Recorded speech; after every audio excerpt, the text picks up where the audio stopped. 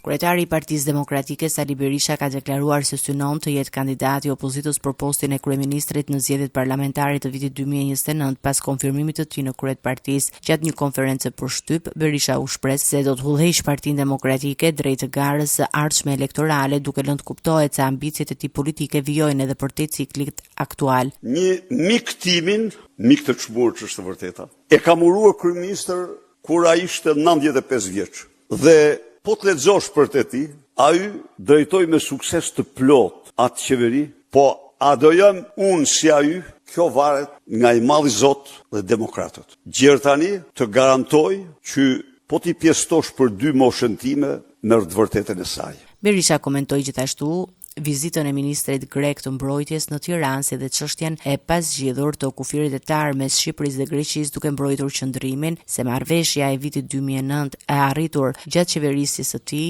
ishte e drejtë dhe e balancuar për të dy vendet. Ekspert ndërkombëtar, dhe unë kam ekspertizën, kompani shumë serioze ndërkombëtare që shqyrtoi marrëveshjen pasi urzue.